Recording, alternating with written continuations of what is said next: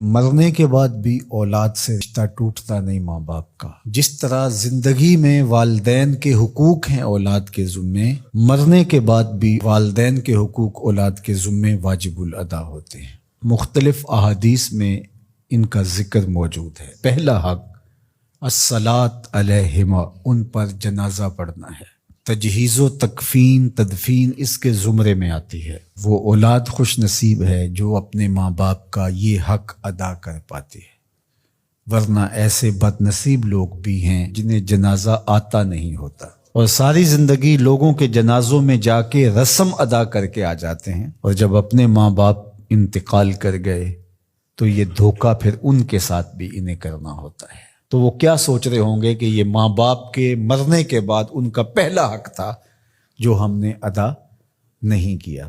دوسرا حق استغفار لہما، ان کے لیے بخشش کی دعا کرنا، مغفرت کی دعائیں کرنا، اے اللہ ان کی مغفرت فرما۔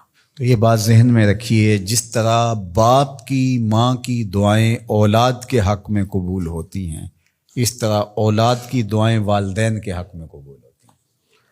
تو ان کے لیے استغفار کیا جائے۔ ایک شخص فوت ہوا اور اپنی بدعمالیوں کی وجہ سے قبر میں جکڑا گیا، تو بعد میں اچانک اس سے عذاب اٹھا لیا گیا کچھ عرصے کے بعد۔ تو بارگاہ عزدی میں عرض گزار ہوا، مالک میرے اعمال تو ایسے نہیں تھے کہ مجھے ان مشکلوں سے نکال کے کھڑکی کھول دی گئی جنت کی، تو کہا کہ تیرے مرنے کے بعد تیری بیوی کے ہاں جو بیٹا پیدا ہوا، تیرا بچہ پیدا ہوا، پھر اس نے اس کو پروان چڑھایا، اب وہ بولنے لگا اور اس کو وہ درس گاہ میں چھوڑ آئی، تو استاد نے اس کو پڑھایا، بیٹا پڑھو بسم اللہ الرحمن الرحیم، تو اس نے یہ پڑھا۔ مجھے شرم آئی کہ اس کا بیٹا مجھے رحمان الرحیم کہہ رہا ہے اور میں اس کو عذاب دوں۔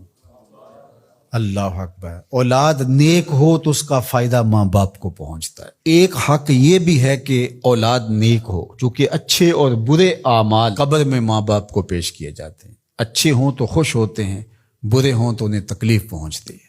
اس لیے ماں باپ کا مرنے کے بعد جو اولاد کے ذمے حق ہے، ان میں سے ایک حق یہ ہے کہ وہ نیک اور صالح ہوں تاکہ ان کو قبر میں راحت پہنچے۔ تیسرا حق ماں باپ کا جو اولاد کے ذمے ہے وہ انفاذ العہد ہے، ان کے عہد پورے کرنے، ان کے وعدے پورے کرنے۔ یعنی انہوں نے جو عہد کر رکھا تھا کسی وجہ سے پورا نہیں کر سکے تو اولاد کے ذمے ہے کہ وہ اس کو ادا کرے۔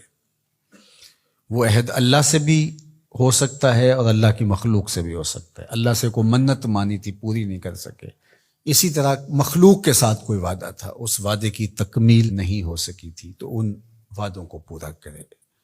اس طرح قرض دینا تھا کسی کا اور انتقال کر گئے تو اولاد اس کو اپنی طرف سے ادا کرے۔ اس کا اگر مال ہے تو اس کے مال سے ادا کر کے اس کے بعد پھر جو ہے وہ اس کی وراثت تقسیم ہوگی، اور اگر مال نہیں بھی تھا تو پھر بھی اولاد کے ذمہ ہے کہ اپنے باپ کا قرض ادا کرے، اور یہ اگر جنازہ پڑھنے سے پہلے کر دیا جائے تو یہ سب سے اچھا اور سب سے بہتر ہے۔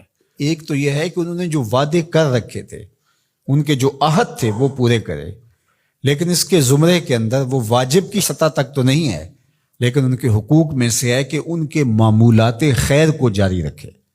یعنی جو وہ اچھے کام کرتے تھے، غریبوں کی مدد کرتے تھے، لوگوں کو کھانا کھلاتے تھے، اپنے علاقے کی مساجد کی ذمہ داریاں لیے ہوئے تھے، مدارس کی ذمہ داریاں لیے ہوئے تھے، غرباء کے علاج معالجے کی ذمہ داریاں لیے ہوئے تھے، اس طرح اور رفاہی ذمہ داریاں اپنے ذمہ انہوں نے لے رکھی تھی، تو ان کے انتقال کے بعد اگر صلاحیت اور حالت مالی ایسی ہو تو اولاد کو اس تسلسل کو ٹوٹنے نہیں دینا چاہیے، کہ یہ نہیں ہے کہ اب والد صاحب چلے گئے، ماں چلی گئی تو غریب رشتہ دار جو پردے سے ان کی مدد ہوتی تھی اور ان کے گھر کا چولہا جلتا تھا، تو ماں کے جانے کے بعد اب اولاد کہے کہ یہ آپ کا اور اس کا تعلق تھا، وہ چلی گئی تو کام ختم نہیں۔ اس معمول کو جاری رکھیں، قبر میں ماں کی روح خوش ہوگی، روح بھی خوش ہوگی، اور اس کا اجر آپ کو بھی ملے گا، اور برابر اتنا ہی اجر آپ کے ماں باپ کو بھی قبر میں ملے گا، اس لیے کہ اس کار خیر کو شروع انہوں نے کر رکھا تھا۔ تو جو معمولات خیر ہیں ماں باپ کے، ان کو جاری رکھا جائے۔ چوتھا حق ماں باپ کا مرنے کے بعد جو اولاد کے ذمے عائد ہوتا ہے وہ ہے بر الاصدقاء، حسن سلوک کرنا باپ کے دوستوں کے ساتھ اور ماں کی سہیلیوں کے ساتھ۔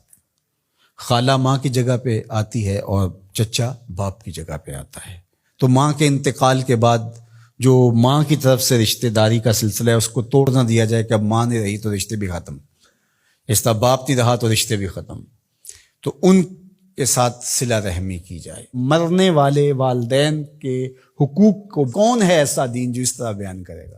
آج دنیا یورپ کی بات کرتے ہیں، وہ تو زندہ ماں باپ کو اولڈ پیپلز ہوم میں چھوڑ آتے ہیں۔ ایک ماں 10 بچوں کو پال لیتی ہے، 10 بیٹوں کو ایک باپ پالتا ہے، پھر 10 بیٹے مل کر ایک باپ کو نہیں پال سکتے۔ تو خوش نصیب ہیں وہ لوگ جو اپنے ماں باپ کی خدمت کو شعار زندگی کہتے ہیں۔